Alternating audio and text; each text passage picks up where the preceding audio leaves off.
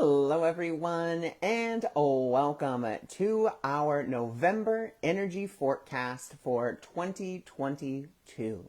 Can you believe it? We're already in November. Then before we know it, we'll be in December. And then before you know it, we'll be in 2023. So just such an interesting year coming to a close, and new beginnings, new opportunities, and with these eclipses that we're having, helping us to see what it is that we need to let go of in the way of old stories to open up to greater love. And with this upcoming eclipse in Taurus, which is giving us this beautiful opportunity, this beautiful corridor, if you will, to kind of walk through in regards to the physical body, in regards to money, in regards to just all sorts of different and amazing things. So we are definitely on our way to an interesting 2023, but let's go ahead and let's see what does November of 2022 hold for us. So I'm going to be using the frequency tarot.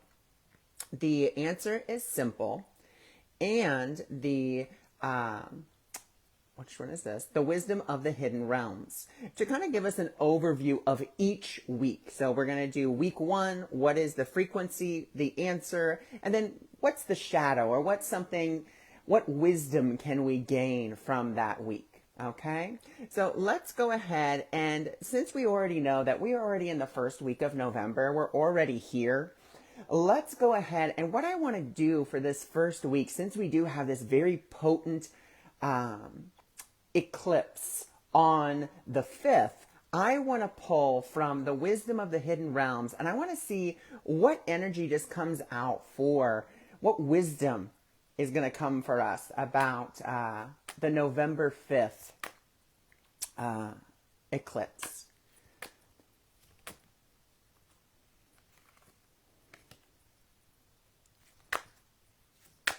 Okay, so for the November 5th eclipse, we actually got this beautiful card, which is the Sun Dancer. Now, she is actually in the reverse position. So what this is telling us is to not be fooled by illusion.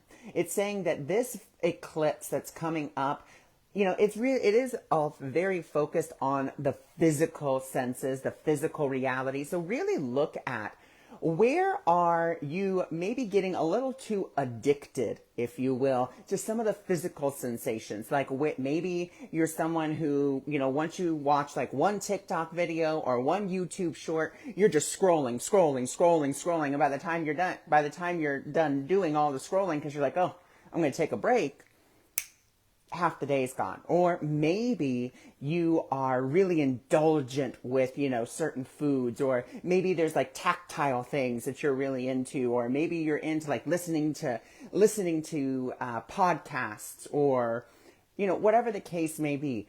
Don't get sucked in to that illusion. Instead, be willing, and this is not about sacrificing, this is not about letting go in the way that we think of, or depriving ourselves with this eclipse. This is simply asking you, what systems can you put into place that are going to set you free? What systems can you put in place that are going to set you free? That's really what we're looking for here. So acknowledge, the first part is, we got to acknowledge, where am I addicted, if we'll just use that word. Where am I addicted to my 5 senses? Where am I just like, maybe I'm just consuming content on and on and on and on, but I'm not really doing anything with that content. Or maybe I am, I'm just listening, but I'm not absorbing. So what is it that you can put into place in your life for this eclipse that can start to bring forth some freedom from that in whatever way, shape, or form? Maybe it's working out once a week. Maybe it's, toning down the number of videos you watch. Maybe it is, there's a plethora of different things, but it's whatever is good for you. And we have to allow our intuition to really guide that. And not only that, but we also have this card that was also upright. And this is, once again, it's for this eclipse on the 5th. And so this is the Horse King. And this is all about, asking for that help, asking for that assistance, and being willing to release yourself from, whatever quote unquote has control over you, be it the computer, be it your phone, be it audiobooks or podcasts or whatever the case is.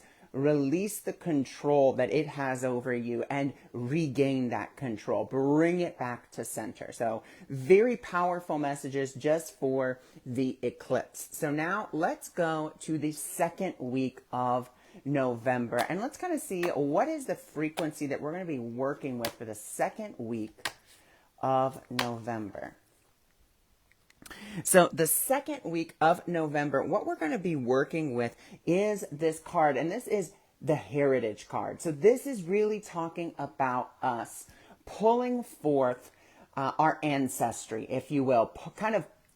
There's a card that's coming to my head from the Kuan Yin Oracle that basically says that, this lifetime is where we're going to pull together all the wisdom, all the knowledge that we have gained from, our past lives, from our families, so forth and so on.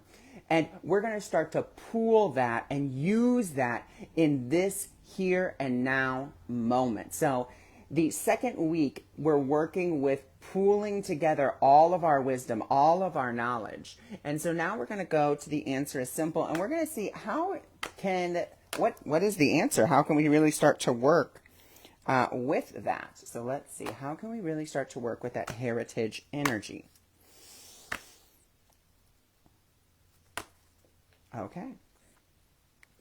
So we start working with that heritage energy by daring to be happy, by saying, you know what, I'm not going to let the past, because that's, heritage, I'm not going to let the past intrude on my happiness. I'm going to take the story, I'm not going to take the story, I'm going to take the wisdom from what I learned in whatever way, shape, or form. And just FYI, for those of you that do follow astrology, I am not well versed in astrology at all, but I do watch some amazing people like Dr. Michael Lennox, Mimi Clark of Gaia Blooming, who are just phenomenal. If you guys want to know like in-depth astro stuff, go to either one of them, because they will just knock your socks off with the amount of information that they can give you. In the short little clips, Mimi Clark, Gaia Blooming, she does like YouTube videos all the time, just amazing. But for those of you that are into the astrology, on the 5th, when we have this eclipse, Saturn is actually kind of ruling over it, and Saturn is our divine teacher. And so that's what this is, these two cards are coming together. This is telling us that, we're looking at the past, and, we're gaining the knowledge and releasing the rest so that we can be happy, so that we can dare to be happy. And just because a situation looks very similar to the past, it doesn't mean that it is the past. We can, instead of being like, oh my gosh, this always happens, or so forth and so on, we can say, you know what? Instead, I'm going to choose to be happy in this moment. I'm going to choose, instead of doing what I've always done, I'm going to choose a different response. Instead of reacting, I'm going to choose to respond. So we're daring to be happy. We're daring to let go of the past. And now we're going to go to the wisdom of the hidden realms, and we're going to see, all right. So as we do that, we find, and this card is, for me, this is the indicator card for my energy in the deck. That's what this card represents. And within every deck, there are indicator cards of your own energy. This just happens to be mine. But this is bringing forth that sense of harmony. As we let go of the past, as we let go of the story of the past, and we take the wisdom and we're daring to be happy, we then find this balance of applying the wisdom that we have learned. And that's where that harmony comes in, because we're not necessarily throwing the past away. We are simply saying, we're throwing the story away. We're throwing the perception of how we thought it went, and so forth and so on. And all we're taking is the crystallized wisdom. And that's what we're taking with us. So this second week, We are looking at the past. We're collecting that wisdom. We're daring to be happy, and we are finding harmony within ourselves because we're realizing, and this is something that the Course in Miracles talks about, the past does not live in us. And I know that probably sounds really weird. Like, what do you mean the past doesn't live in us? It does because, I re-experience it, so forth and so on. The past is the past. It has already happened. It cannot live within you because it's already something that's occurred. It's not happening again and again and again and again. What is happening is the story of the past you have kept, and you have kept it running. So it's continuously going. And so then you're out of harmony with yourself because you are seeing one situation, but you are transposing over another one. So there is a contradiction, if you will, because you're seeing one thing that's the moment, you're experiencing the moment, but then you're putting this veil of the past over the moment, and then it seems as if the past is reoccurring or happening again, but it's really because you are placing that on there. And remember, you are a divine co-creator. You're always co-creating with spirit. So you are seeing that, and so you're draping it over there. And if you're going to keep on thinking that way and wanting to experience that and be like, oh, the past is always happening, well, then guess what? You get the grand prize of being right, and the past is going to reassert itself. But we don't want that. We want to come into harmony and say, okay, this is my present moment, and I'm daring to be happy. I can take the wisdom, but I'm leaving the story. So that's that second week. Now let's go to the third week.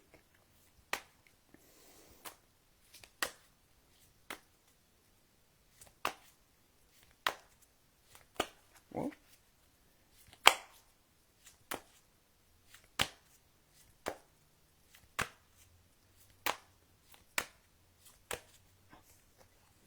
so for the third week of November, then because we're choosing to be happy and we are taking the wisdom, now we get this energy, this frequency of optimism.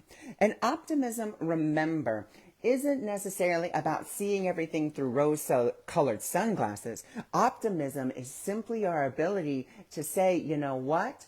Instead of choosing to see all the terrible things, I'm going to choose to focus instead on what I can be grateful for or what the blessing is in whatever way, shape, or form. That's really all optimism is. And so you have a choice. Are you going to choose optimism or are you going to choose pessimism? What did you used to choose in the past? And then what did that get you? What did that get you choosing pessimism in the past? Well, it got you more things to be pessimistic about.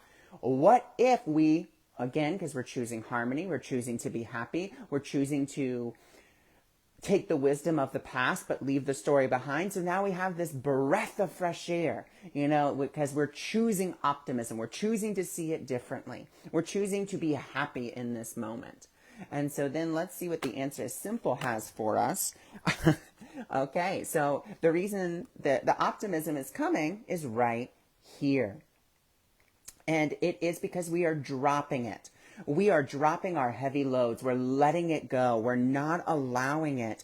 We're not allowing ourselves to sit on the pessimism.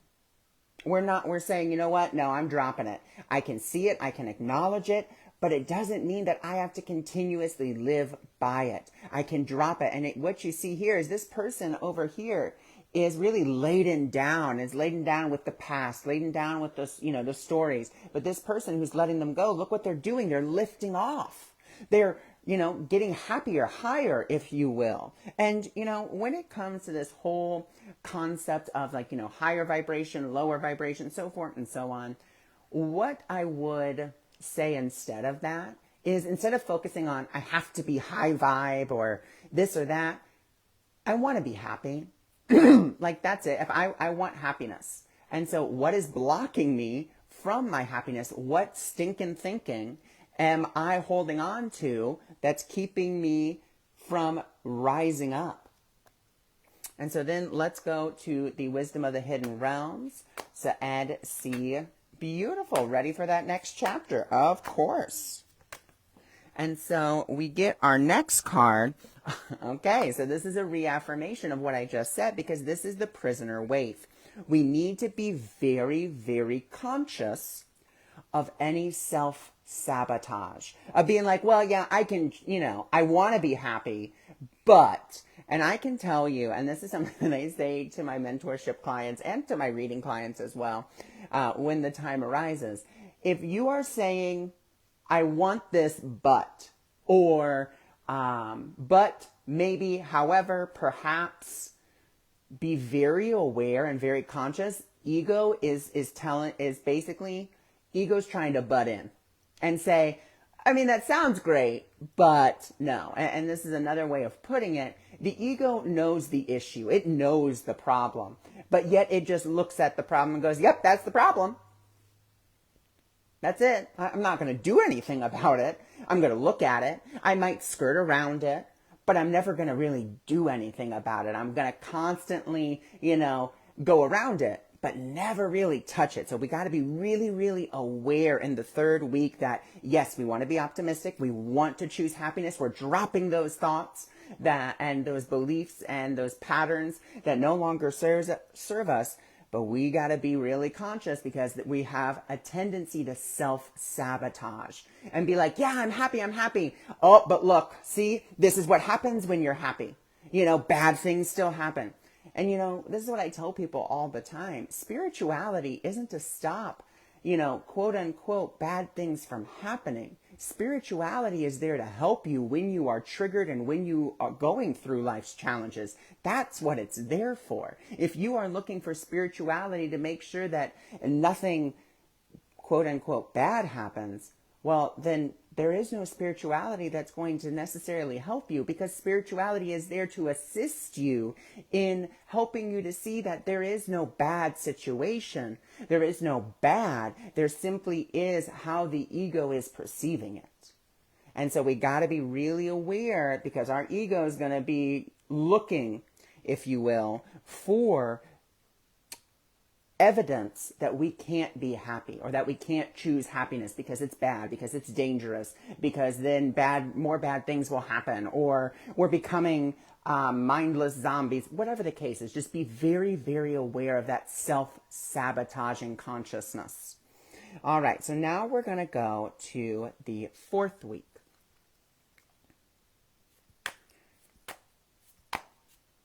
And the fourth week is technically like entering into December kind of time frame, but we're still going to pull it anyway.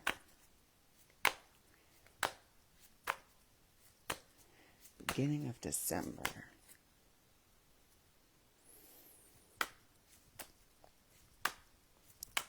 Okay, let's see. Oh, beautiful. Okay, so this is where we're going to start setting those positive intentions. And what are positive intentions? How can we start to look at the word positive intentions? Well, positive, we know, is just a word that we use to illustrate that we are ready to move in an upward direction. And an intention is simply where we are saying, I am going to stay focused on whatever it is. So if you I intend that I'm going to experience a wonderful day at the movies, then you are saying, I am focusing my mind. My mind is now set to focus on having this wonderful experience. You don't know what that experience is. You don't know how that experience is going to manifest, but you just know that it is going to be there. So we're really starting with that. And of course, it's great for that December time frame, because of course, now we're starting to think about, okay, how do I want 2023 to be for me? So we're starting that off. So then let's see what the answer is simple has for us. And I'm really just drawn to this card at the back of the deck, because it just kind of called to me. And we're asked to invest more in our spirit, to invest more in the truth of who we are, and letting that be our experience. We see, this person has planted this little tree, and then it starts to grow, and it grows more and more and more. So we're really invited to begin to invest more in our spirit, in what brings us joy, and in the essential essence of who we are. And so then we are going to look for our last card here. Okay, this one's really calling to me again. And so this is the dueling dragons, inner conflict, morality, conscious choice. Right there, we have the ability to choose which dragon we are going to feed. It is a conscious choice.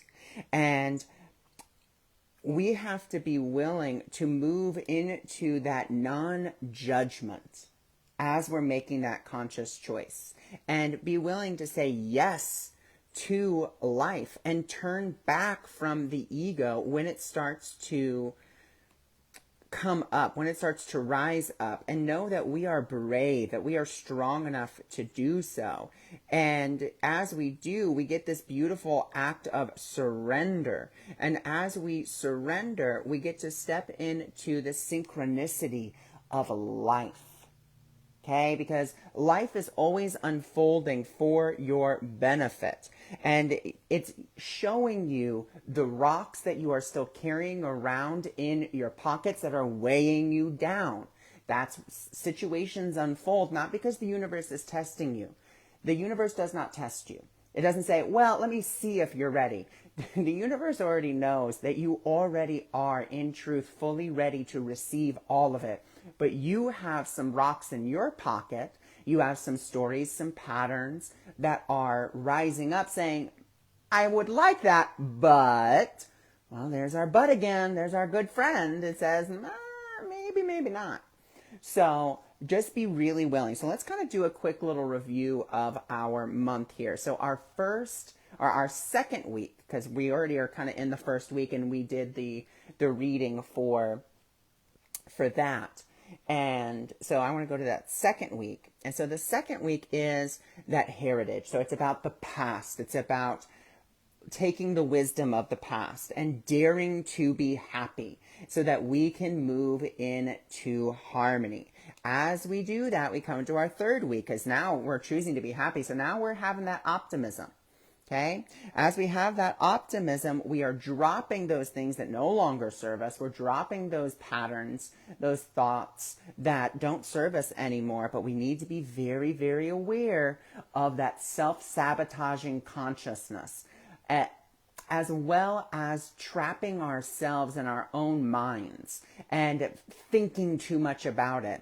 And as we then do that, then we come into what we could say is like the very end of November, beginning of December, and we are going into that positive intention. That positive intention that we have is for us to begin to invest in our spirit and to consciously choose to invest in our spirit and go into reflection and non-judgment, because we're not going to judge it. We're just going to be like, okay, sometimes I'm there, sometimes I'm not. Like, it just happens. And we're going to start saying yes to life. And we're going to turn back when we start to feel our ego, taking advantage. And we know that we're not afraid to do that. We are not afraid to turn back. We're not afraid to invest in our spirit. We're not afraid to admit when we are wrong. And we're willing to really surrender and be transformed, which then brings us into synchronicity and divine intelligence, because we are no longer defining what the plan is. We're just simply saying, I am here for the ride. I am here to be the wonderful thread in the tapestry that the divine has already made me to be. I don't have to do anything. I just have to allow myself, once again, the truth of who I am, the spirit that I am, to be guided in form to where it is I need to be. Okay, so we have a really beautiful, and there's going to be some challenges, and especially with our second week. We're just coming out of this eclipse, so we're going to have these emotions. We're still going to be in this process of assimilating, these lessons from the past. And so that's going to be one. Then our third week, there's still going to be that challenge of being willing to drop those stories. Because, one reason that we don't want to drop our stories about the past, or about why we're not lucky, or why we're not good in love, or why we can't trust our intuition, or this or that, is because we feel safe in those stories. And it feels very frightening to let who we think we are based on those stories go. And so we kind of cage ourselves in these little boxes. And those little boxes are actually sabotaging us. And, yes, we want to invest in our spirit. And yes, we want to set those positive intentions. And yes, we want to focus. But there's still going to come these opportunities for you to surrender and to know that it's okay to surrender, that it's safe to surrender, that if you do surrender, that the divine is not going to leave you homeless or leave you guideless. The divine's going to be there. But again, it's about following those prompts. And like I said, I understand that can be really scary. I mean, when I quit KinderCare, and I had worked there from the age of 18 to the age of 30, okay, that's a very long stint of time working for the same company in the same building, seeing all the other teachers come and go, seeing children grow up in front of your eyes and having their siblings come to you and seeing them in first grade, seeing all of that and then being like, well, you know what? I'm going to choose something different because this is no longer fulfilling. That was terrifying. Terrifying. And I went through a 6-month depression of who am I without, KinderCare? Who am I? I didn't know who I was. I had no idea because I had built my identity on KinderCare, on being a KinderCare teacher of the twos room, or being the teacher who people are like, Ron, the kids are acting up. I need you to come in here and help me. That's what I built my identity on. And then when I quit and I just said, no more, this is not fulfilling. This isn't joyful to me anymore. And taking that prompt, I didn't know who I was. I didn't know anything. And I was terrified of being like, well, maybe I'm not meant to do this. Maybe I shouldn't do this. And I mean, so many different thoughts. There was a lot of self-sabotage. However, I kept following the prompts. And here I am now doing what I love to do and following spirit to the best of my ability. I fall off my unicorn just like everybody else. Don't get it twisted and be like, oh, well, Ron's this. No, I get angry. I get frustrated. I get sad. I just have a different way of seeing what those emotions mean to me now. Because before I'd be like, oh, I'm angry. Well, now, I study A Course in Miracles. Well, I'm never angry for the reason that I think I am. So that gives me a deeper insight. And whenever I am feeling angry, depressed, sad, anxious, worried, whatever the case is, I can be like, okay, it's because what am I choosing? What am I choosing when I choose those? I'm choosing to, number one, say I am separate from spirit. That's really the number one thing. I'm saying spirit doesn't have my back. I have to figure this all out. And I have a very limited, and all of us do. This isn't to downplay myself or anyone else, but we have a very limited viewpoint. We could be the most intelligent person in the world, but we can't see the intricacies that the divine can. We're not separate from our source, but we really like to believe that we are. And that's when the depression comes and the sadness comes and the worry comes and the anxiety comes because, why? We're saying I'm separate from my source. And we are letting what the eyes tell us, because this is something I learned from Robin Duncan, who is a teacher of A Course in Miracles, is your eyes do not see. They report back what you believe. That's all your eyes are really doing. And I know that for a lot of people that may sound crazy. But I want you to consider that, when you're sad, how often does a sad song come on the radio? Or how often does it get cloudy? Or how often do you see other things that make you even more sad? Your eyes are reporting back what you believe. That's it. And so we get to choose our belief. We get to choose what we put our faith in or our focus on. What are we going to choose?